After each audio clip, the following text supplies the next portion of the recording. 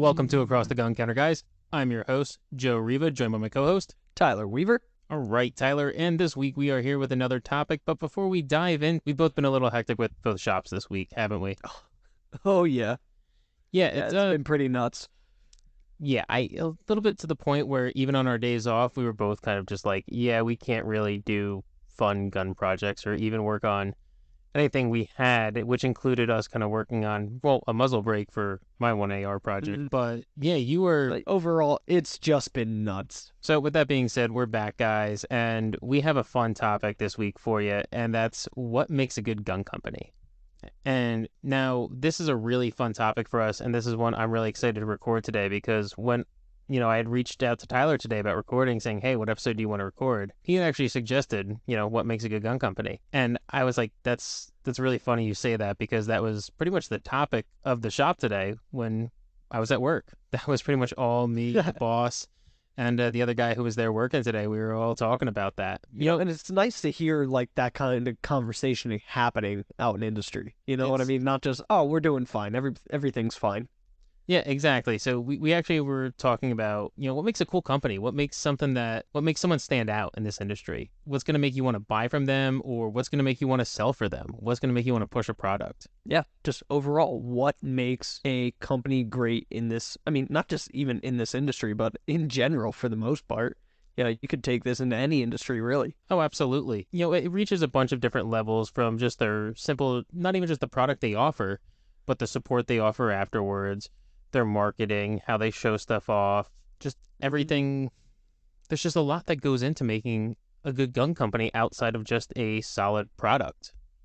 Oh, absolutely. And this is one of the things that really gets me fired up. I mean, I have a degree in business management, and just running your own business really helped open my eyes to like what everybody else is doing. And, some companies freaking nail it. Others, I mean, let's be honest, they miss the mark. Oh, absolutely. And it's one of those things. It's like, of course, look from the outside looking in, and it's like, oh, why can't they just do this? Hopefully they thought of, they've already thought of it before I have, and they have it figured out. Like, yeah, that's just not possible. But, at the end of the day, that kind of stuff gets me going. It's funny too, because like a lot of times you'll get suggestions too. It's like, oh, well, why doesn't your business do this, or why doesn't your business do that? And it's like, well, actually, we tried that. We tried that. It didn't work. We tried that. Yeah. So it sounds great on paper, like a lot of things, but we implemented You get a lot of that on the internet. Oh, absolutely. It's like, oh, they should just do this. It's like, okay, well, are you looking at it? Are you looking at it from all aspects? Okay, where's the material coming from? Start looking at things logistically and see if it works out. Oh, yeah. And who's going to do it? Who's going to run it? There's just a number of different systems and different cogs in the machine that are moving that have to get a lot of things going that people think are so simple, and they're just not. So, yeah. For when it comes to a good gun company and what makes them good, I think we almost have to, before we even dive into the companies themselves, we kind of almost have to establish, I want to say like a ranking system, like almost some sort of like guiding criteria. Yeah, a list. I know that, no one wants to be on a list, let's be honest. Especially not in this industry. No, but hey, we probably all are, because... Hey, Joey, registrations do not exist. There's no gun registration. No, there's none apparently. But so let's make a list of things that makes a gun company good. And okay. I don't want to say good because I think good is too boring of a word. It's too vague and too basic. Yeah, it oversimplifies it. Yes. So what makes a gun company stand out? Yes. What makes them go above and beyond? I think for me, there's a couple different criteria. And just from what I've seen, and to start, the first thing is going to be a quality product. The gun company is going to have a quality product, number one. You can't have a gun company just put out a product that's always going to be failing, unreliable, jamming. Even these novelty guns, when you see some guns in certain calibers like that, like beforehand I was just watching. It doesn't survive in the market. Exactly. There's a reason why some people will say like, oh, this caliber is the greatest caliber in the world. And it's like, really? This is the greatest caliber in the world? If it's the greatest caliber in the world, why is there only 3 firearms in the entire market chambered in it? The Dardic.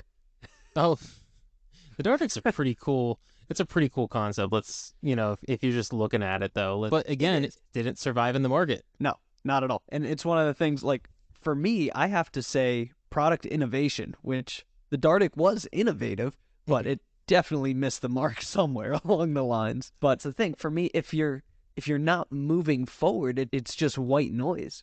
The only thing I will argue is there are some companies that I like to describe as one-trick ponies, and they do Yeah, that one trick yeah, very well. absolutely. And you know where I'm getting at with this, and that's Glock. Yep.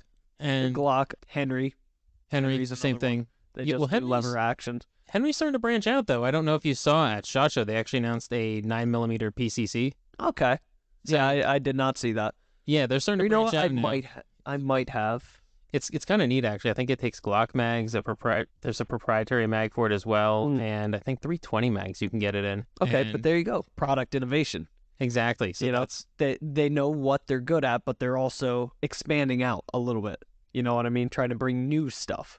They're seeing that a PCC is new, but they see where the market's going. And a lot of people have always, one of the last questions I remember overhearing in the shop today before I left was, what 9mm carbines do you guys have? And that was really cool to me because I've always liked 9mm around. I've always, just a neat cartridge. Same here. So when you have more and more companies coming out with more 9mm carbines, especially like Henry, like, to be honest, even a 9mm lever gun, I think would be kind of cool.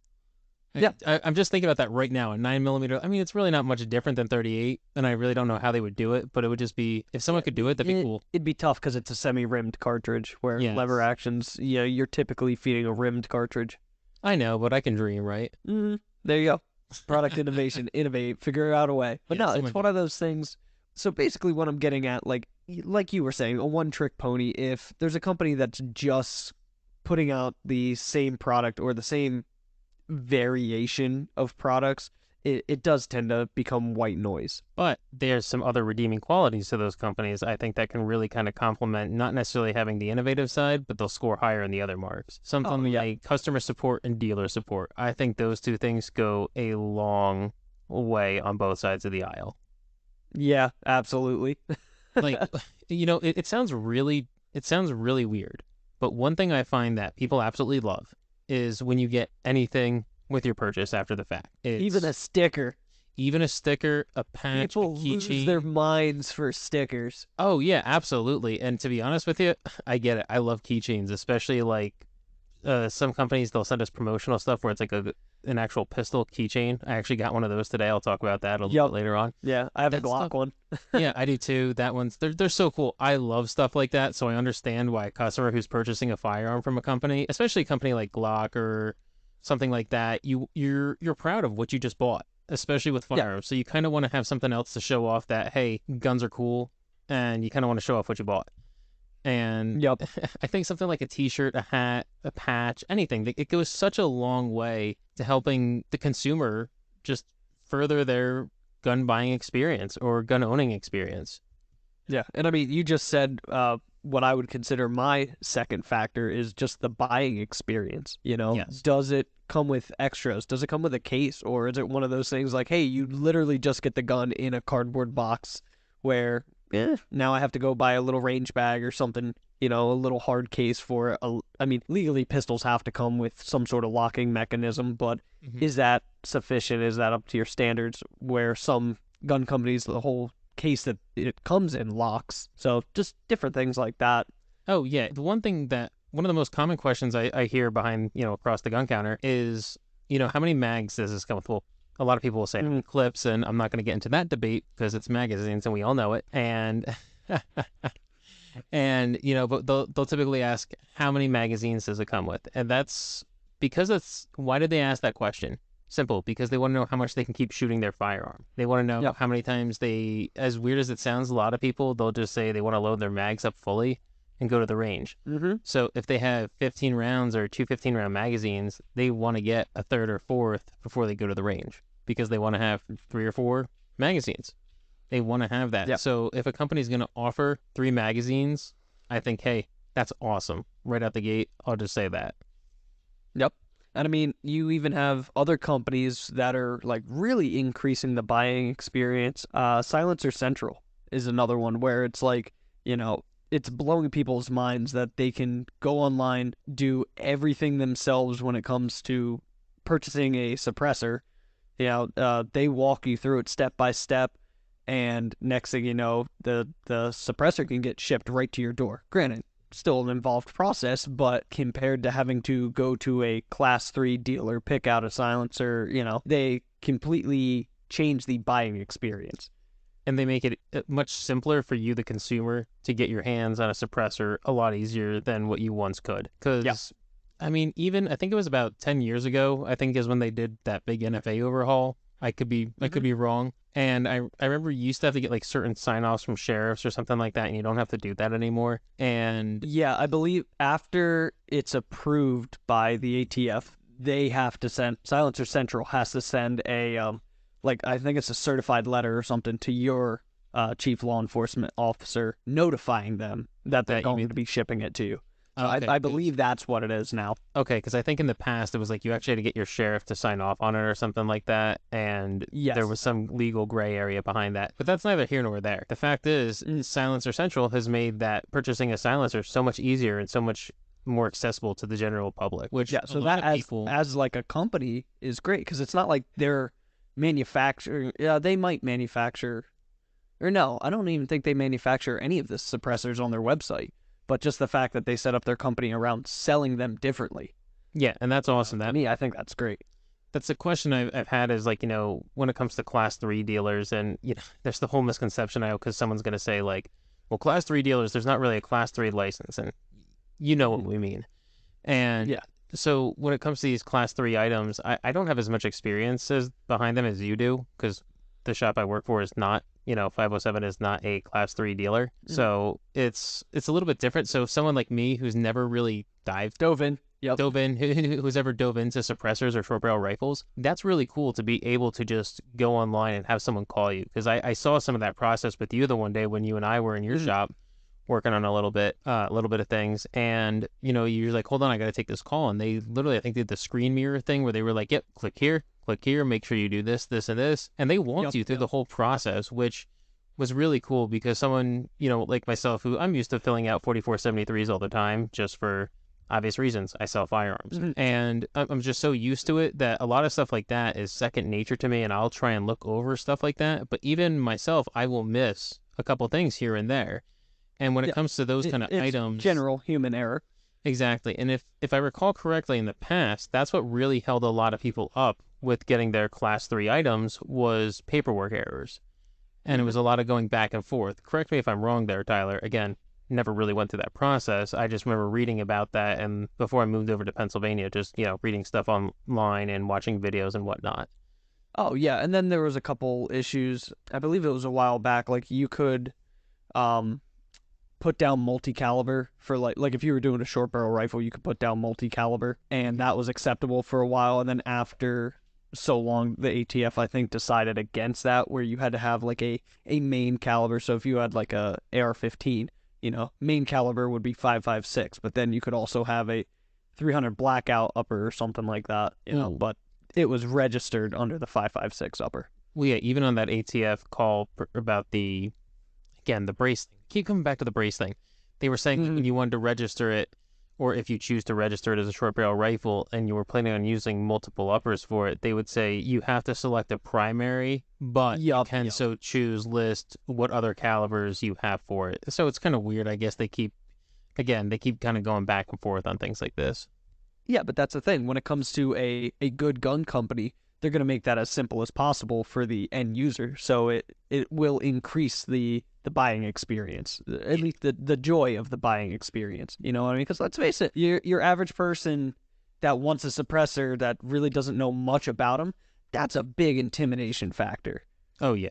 Having all that paperwork and everything's got to be, on top of Yep. On top of the $200 fee for that paperwork that you're going to be bugging out, that you're going to wait for that to cash, and then on top of exactly, a suppressor, they're not cheap to begin with.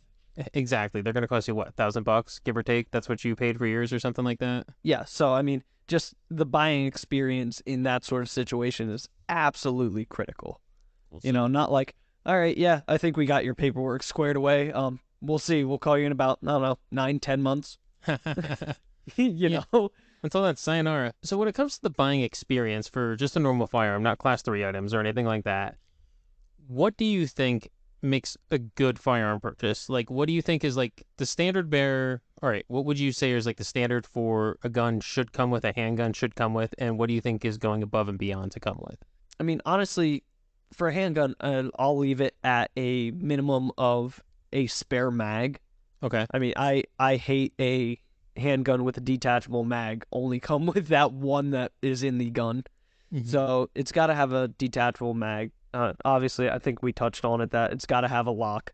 Honestly, at that, I just really want it to be nicely packaged, clean, no dents, dings from the factory, stuff like that. Like really, I I mean, I have a gunsmith's eye, so I'm looking guns over pretty meticulously. Yeah, you do. Sometimes it's just yeah, sometimes it's just like, hey, just the way this gun was packed in the cardboard rubbed up against the parkerizing, now it has this kind of a shiny spot on it because cardboard is abrasive.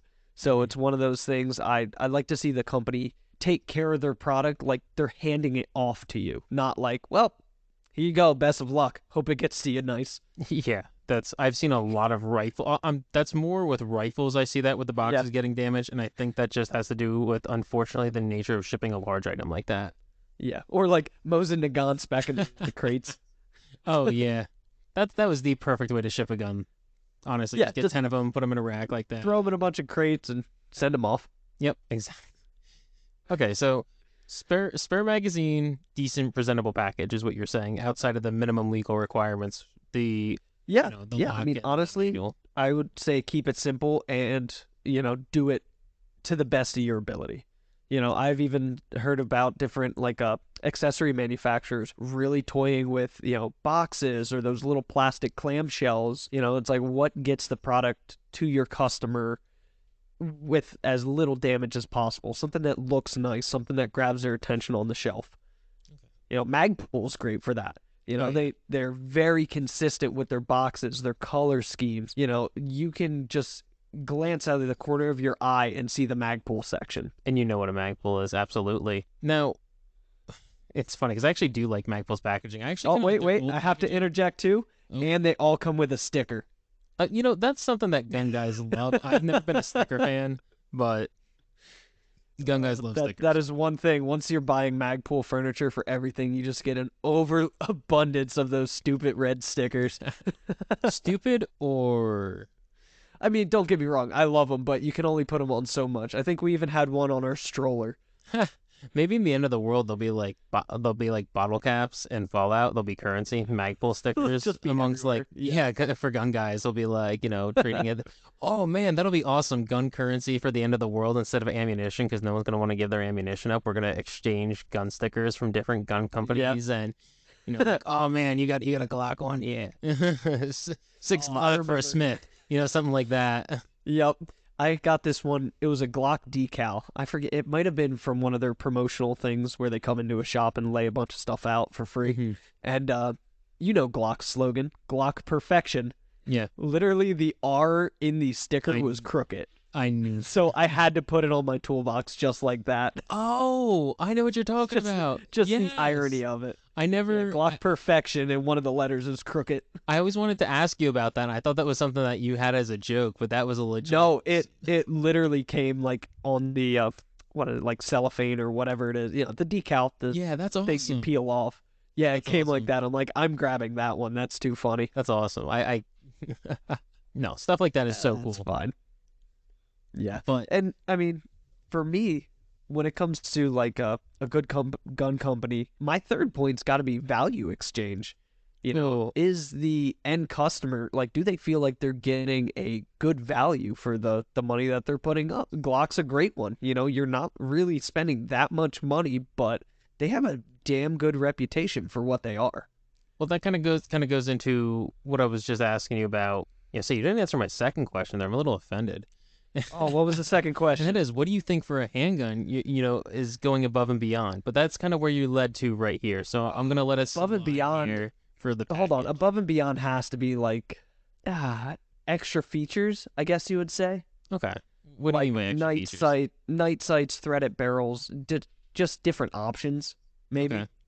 Where I know Smith & Wesson was good for that with the M&P. It's hey, you could get it with the threaded barrel and the suppressor sights. You could get it with the 5-inch barrel. what else did they have? Well, Because when see, I did the armorer's course, there was all these options, because we got to pick a gun at the end of the course, and it's like, well, which one do I want? So they had a pretty good variety. So for me, that's going above and beyond. because I think mine differs a little bit from yours. And I Okay. think for a standard firearm, I feel like minimum it has to have at least two magazines. Period. Has to have two Okay. magazines. I can deal with the cardboard box because most people end up getting a case afterwards, so I can kind of understand not necessarily having the best box per se, but I will say a lot of people do appreciate a better case. So I would say a hard case is almost kind of a must nowadays with some kind of foam padding, and you have to have some kind of cleaning kit with it, some kind of base cleaning materials. 'Cause if Oh, you very good. that was one thing I was really waiting for you to touch on that. I was surprised you didn't because I think that's a lot of things people forget with is right out of the box. You really should clean your firearm right out of the box. Some people Yeah, don't. I mean it's the oil and grease that's on there is for preservation purposes, so it gets to you without rust, not necessarily functional lubricant. Clean your gun. I hate this concept. Hate's a strong word, but it's an accurate word. And this concept of that you shouldn't clean your firearm and it should work right out of the box. Well, your car runs. I've seen what happens when you do that. Yeah, exactly. So it just leads to errors. Their machines, they need to be oiled, they need to be lubricated, they need to be maintained. And right out of the box, come on, that's been in transit for how long? That could have been sitting in the shop for how long? Most shops, they don't clean used firearms, let alone clean new guns. That's one thing, we don't clean new guns at all. Like I mentioned previously, we do clean used guns because we want to have a better presentation. But the Yep. most we'll do with new guns is just kind of wipe the oil off them from the factory so your hands don't get greasy. We really Yeah, don't exactly. mess with the new guns. Yep. So for going above and beyond, though, for me, I gotta say this, Tyler. When a company that costs less gives you more, like a holster, awesome cleaning kit, like three mags, a nice case, the works. Mhm. Stuff like that, that they know that right out of the box, you're gonna be able to go to the range, put it on your hip if you absolutely need to, and get out of Dodge. Mhm. I think that's what Yeah, and separates some it's companies. nice when they have the new firearm owner in mind, where it's like, look, this is kind of like your one-stop shop, where like this will get you going. Mm-hmm. And But that's then again, at the opposite end, you have people that already have all the equipment. They're like, nah, do I really need all that? Well, and that's kind of what I was just about to get in with it is when you were saying the buying experience and going on further with it, out afterwards is a lot of guns like HK. I'm going to use them for an example. Great product. Mhm. They make one of the best, if not the best handgun on the market, Yeah. and they don't Arguably the best hand. arguably no compromise is their motto. So when it comes to HK, you really don't get a whole heck of a lot out of the box. You get the gun, I think two mags. I think actually they do give you three mags. So I will say they give you that extra mag most of the time, which is good because Okay. their mags are expensive. They're about like $60, I think, 50, $60, something in that I ballpark. was gonna say, I don't know. I've never bought an HK. I can't afford that. Well, oh, I got my USB 9, which you still have to shoot. It is an awesome I handgun. do. I absolutely love that pistol. Shout out to the USB 9. Just fantastic handgun. It really is, man. I love it. It was one of the first modern, I say modern, even though it was designed in the 90s.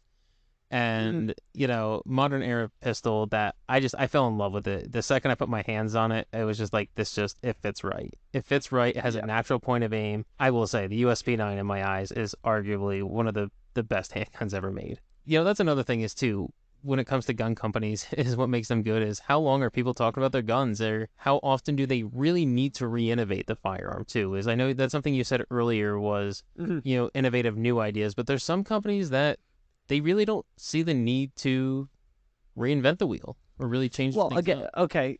If you look at H&K's history, I mean, they did a lot of innovating early on, and I mean, a lot of prototypes just flat out Hmm. didn't catch on. Probably didn't even hit the market. But the stuff that was marketable, man, I mean, they freaking nailed it and they stuck to it. That's true. Like the thing I was kind of getting at was the MP5 there too. Was they keep trying to surpass the MP5 with newer firearms like the UMP and stuff like that, and people just Yeah. keep It'll always be the going MP5. back to the MP5, which is just funny, but that's more for military contracts and police contracts, not for us peasants. And Yeah. so We get the was it SP9? SP9 or something, the SP5. And so for us peasants, the next thing I think when it comes to firearms, we were talking about quality control, dealer support, customer support, value for your buck. Another thing is the warranty for a firearm. And I think the warranty speaks volumes. I know, Tyler, from you as a gunsmith perspective, you probably want no warranties and you want everyone to not back their product so they bring it to you. Exactly. Give me all your monies. But I think a warranty really says a lot about a company. And Yeah. before we started recording this episode, I actually looked up a couple just to make sure I was right on a couple of them, and one actually surprised me. And they said it was a 1-year limited warranty, but contact us. And I think that says a lot too, because they're saying, hey, let us try and fix the mistake, or let's talk. So Plus, I'm sure they want to see like general consensus. Okay, what's failing out there in use? Because you could test your products all day long. Different things are going to break under different circumstances, even in different environments, different climates. Yep. So it's one of those things like, hey, this might work great in the Northeast where we live, but in Arizona where it's hot and dry, this just deteriorates. Oh, absolutely. And how is a company themselves going to improve on their own quality control if they don't get to talk to the consumer, or the consumer or the dealers do not send the products back to the manufacturer to get looked at? Yeah. So now I've had experiences where customers have brought me guns after saying, hey, I've sent this out to the manufacturer for their warranty program. I got it back. It's exactly the same. I don't even think they touched it, but it still took 6 months. So whatever it takes, make it right. Yeah. So.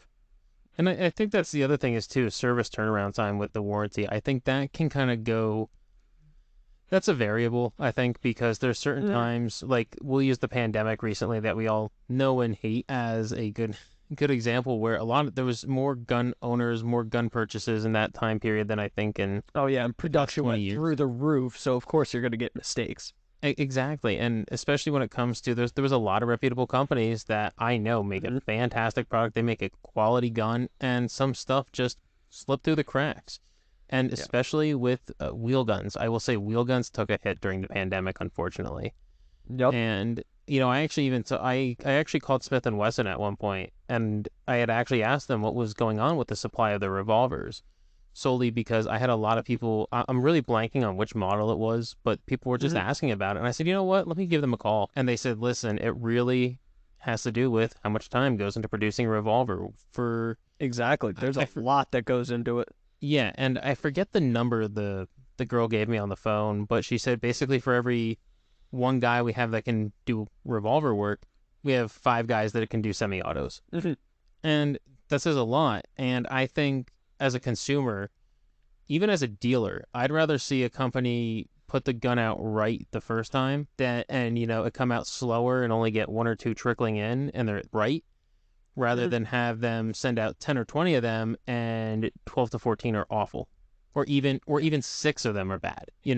And it's one of those things too, if you look at volumes and like it's manufacturing, you're always going to get duds that get out there. So even if you maintain the same percentage, like, okay, 1% of our guns fail. They have issues. There's something breaks, something wasn't manufactured correctly, tolerances didn't exactly mash up. It's one of those things. Okay, if it's 1%, yeah. If you send out 100 guns, that's 1. If you send out 1 million guns, well, now, yeah, you're starting to hear about more of them having issues, even though the percentage stayed the same. So something else to consider when you're looking at high volumes, like especially during the pandemic, where a lot of manufacturers start cranking things out because the demand's so high. Okay, their percentage might not have changed. You're just seeing more of them because there's more of them out there. Yep. You see that all the time with, like, I'll use Taurus as an example. And I will say Taurus, I think, has gotten a lot better in terms of quality control over the years. Like years ago with like the G2Cs, I was not a fan of them. I always saw a lot of issues with them. What I'll say with the G3Cs, hey, this is something that makes a good gun company too, in my opinion, is responding to feedback. responding to customer feedback, dealer feedback, and that is in turn making quality products. Like I actually had someone today ask me about Taurus, and I never like to bash a gun company because I just don't think it's Mhm. fair because I think there's a lot of gun companies and each one fills its own role where like I don't want to say they don't work, they have their certain place in the market. Whether I like them or not, I think is completely up for debate. And a customer Yeah, had asked me yeah. about Taurus today, and I said, I'll be straight with you. It's not my firearm. It's not the gun I own. Mhm. Because they were asking about the quality of them. And I said, in the past, they did have issues because they had actually asked me they said, hey, I heard they had issues. And I said, you're right. In the past, they did have issues, but this is something I think makes Taurus an awesome company nowadays is they've turned around with their product reliability. And I'm not trying to shill out for them or anything like that because I'm not. I don't own any Taurus products or anything like that. Mhm. And I said to him, the thing that can impress me is if you can turn around and have a company that was known for unreliable firearms or, consistently popping up in places they shouldn't, and then they're going to turn around and make one of the most reliable 22 pistols on the market, that says a lot to me. Mhm. And it goes a long way saying, hey, they heard the feedback, especially like with the G3Cs. I think the G3C, I'm not saying it has a good trigger, but it doesn't have a bad trigger. It's not like the I was gonna say G2Cs. I have no experience with those ones. Yeah, so I think that goes a long way is companies listening to feedback and improving their quality control. Mhm. Because there's a lot of companies that they went down in their quality. There's a lot of big brand names who were known for once making great quality guns, like Remington, Oh yeah, rest on their namesake. You know what I mean? and then they'll reintroduce an But old product or something, and then they'll expect everyone to buy it solely on their name and then pay an absorbent fee for it. And it's just like, no, it's not the same product it was 20 years ago. yeah, but even then, I mean, look at Winchester. These big companies have a history of, I don't want to say degrading their products, but they have to make changes for economic reasons. They're trying to get more profit in, and it's one of those things. A lot of times, these guns are very expensive to manufacture, and they have to try to cut costs somewhere because it just doesn't make sense to make it at that cost anymore. Mm-hmm. So I it's think one of those things. These companies they keep making changes to make things cheaper, and then yeah, it was once a great product, but okay, the Remington 700. Everybody loves those. Well, once you start taking them apart, it's like, I see what you did there. Yeah, I remember you and I were talking about that not too long ago with Mhm. those.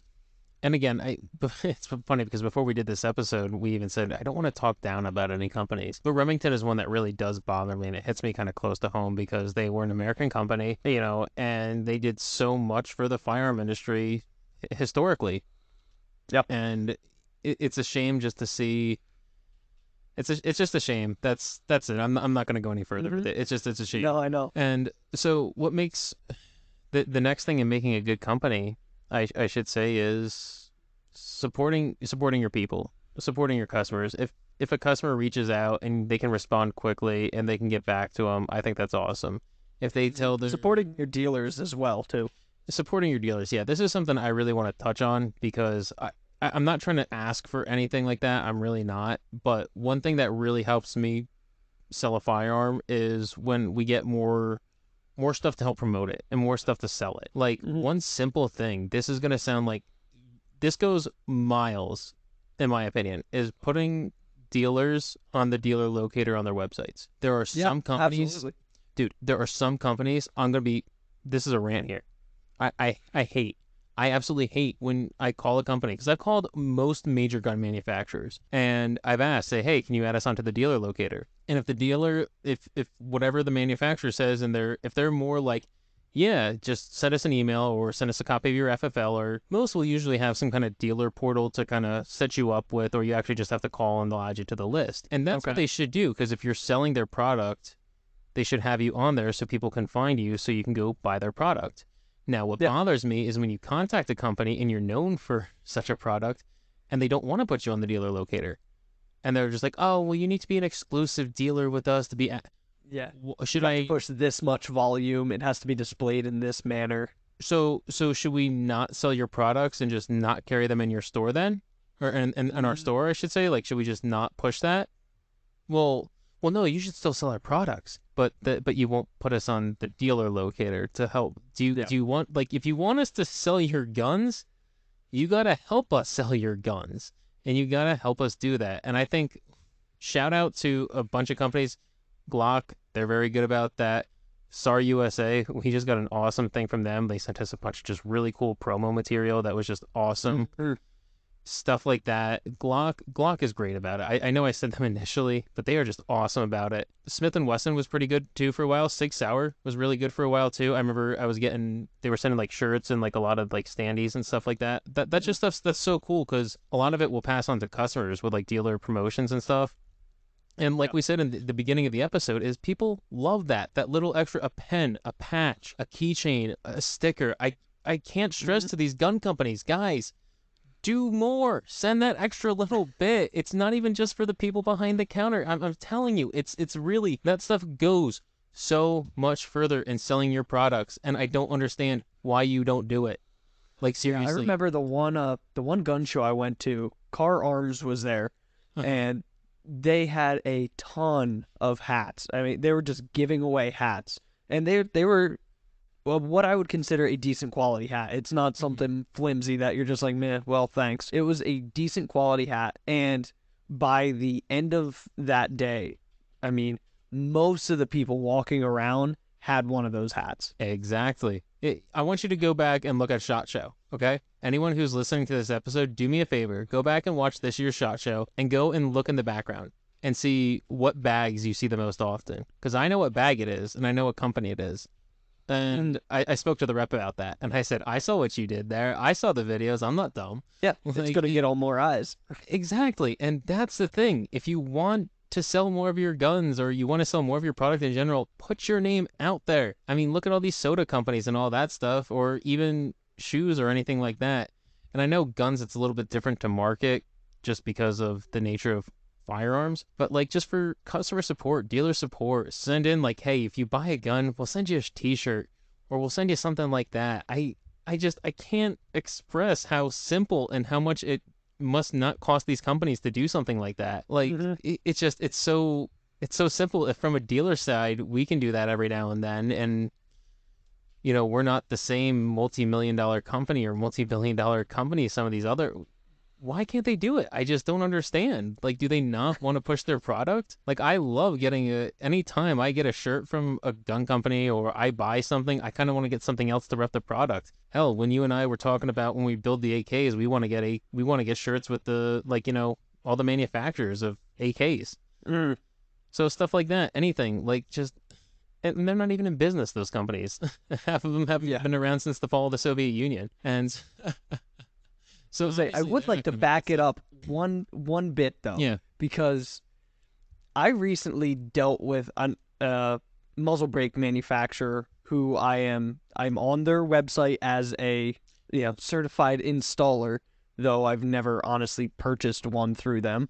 And got set up with them, dealer account, whatnot. I'm on their website, and I had a customer. The OD of their barrel was on the smaller side for what I would like to do. I think I wanted to do a 5/8 24, and I emailed them saying, hey, you guys are the muzzle brake manufacturers. You know the quality of the steel you're using, this and that. So what would you recommend for this? Nothing. Weeks go by, nothing. I fucking ordered through somebody else, got the muzzle brake installed back in the customer's hand. It was a month later that they contacted me and like, yeah, we would still go with half 28. It's like, fuck, that job's gone.